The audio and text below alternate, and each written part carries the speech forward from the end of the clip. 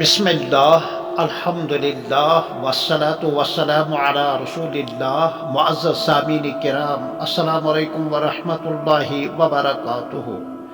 اصلاح معاشرہ کے حوالے سے یہ قسط نمبر 10 ہے۔ اقبال کے شاہینوں کے نام نامہ و پیام، یعنی an important message to youths.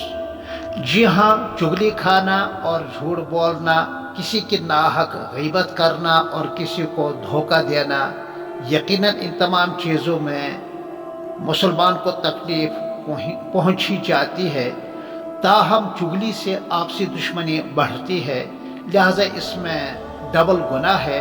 گھروں کا ماحول اس چغلی کھانے کے مرض سے دن بدن تباہ ہوتا جا رہا ہے۔ ساس بہو کی لڑائیاں، میاں بیوی کے جھگڑے، ہمسایوں اور رشتہ داروں میں ناچاکیاں وغیرہ اسی جھوٹ اور چغل خوری کے تلخ نتائج ہیں۔ یہ عادت شریفہ عورتوں میں بہت عام ہے۔ جہاں کہیں وہ 2 عورتیں مل گئیں یا کئی عورتیں مل گئیں تو بغیر کسی سپیڈ بریکر کے چغلی اور غیبت اور کچن کی باتیں چلتی گاڑی میں چل رہی ہیں، حتیٰ کہ بلند آواز کے ساتھ، اے بہن کہاں گئی تمہاری غیرت، اور کہاں چلی گئی تمہاری شرم اور حیا، جس کی وجہ سے ملت کی اس بیٹی کی ایک پہچان تھی۔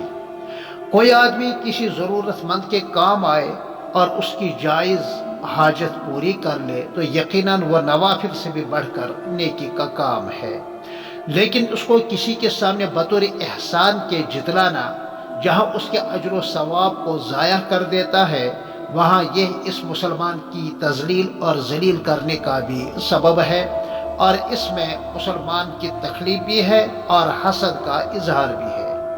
یہ حسد تو بہت ہی بری بلا ہے۔ حاسد حضرت اللہ جل مجدہ کا ناشکرہ ہے، نفس پرست ہے۔ وہ خود حسد کے آگ میں جلتا ہے اور اس کے درد سے کراہتا رہتا ہے۔ حاسد کو کسی کل کسی پہلو چین نہیں، کسی طرح آرام نہیں۔ وہ خالق اور مالک کو بھول جاتا ہے۔ وہ ذہنی دباؤ اور نفسیاتی مرض کا، یعنی ٹینشن کا اور ڈپریشن کا شکار ہو جاتا ہے۔ وہ کاہل اور سست بن جاتا ہے۔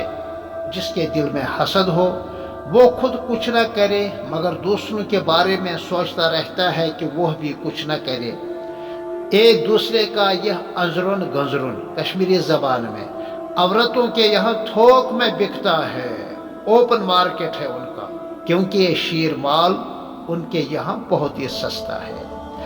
تجزیہ انالیسس اگر غور سے دیکھا جائے تو معلوم ہوگا کہ ان گناہوں میں عورت کے ساتھ ساتھ مردوں کا بھی بہت زیادہ عمل دخل ہے، اور ہمارا معاشرہ ان تمام گناہوں سے لت پت ہے۔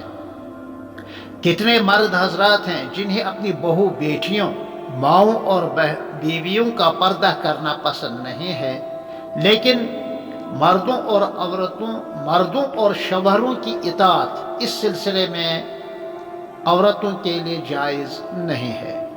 ہاں، اگر سمجھانے پر بھی عورتیں پردہ نہ کریں اور مرد بیچارے کا کچھ نہ چلے تو مرد بیچارہ بے قصور ہے۔ حضرت اللہ جل مجدہ کا ارشاد ہے، لا یکلف اللہ نفسا الا وسعها، سورۃ البقرہ پارہ نمبر 3 کی آخری آیت کریمہ ہے کہ انسان صرف اپنی طاقت کے بقدر شرعی احکام کا مکلف اور مخاطب ہوتا ہے۔ عورتوں کی بے پردگی ہی سب سے زیادہ فحش کام، یعنی برائی کا باعث ہے، اور عورتوں کا باپردہ رہنا بہت ساری مصیبتوں سے نجات ہے۔ لہذا اپنے گھروں میں ہمیں امکان بھر پردے کا اہتمام کرنے کی کوشش کرنی چاہیے۔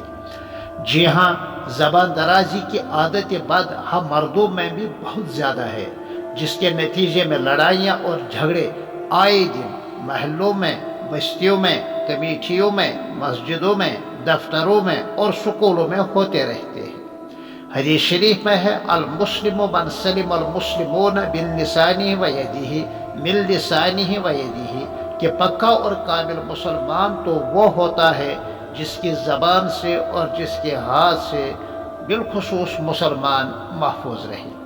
یہ زبان درازی اور دست درازی ہی ہے کہ ایک دوسرے کو قتل کرنے کے لیے خدا نخواستہ نعوذ باللہ حملہ کیا جاتا ہے۔ ٹھیک ہے، پھر ملتے ہیں آپ سے قسط نمبر 11 میں، تب تک کے لیے السلام علیکم ورحمۃ اللہ وبرکاتہ۔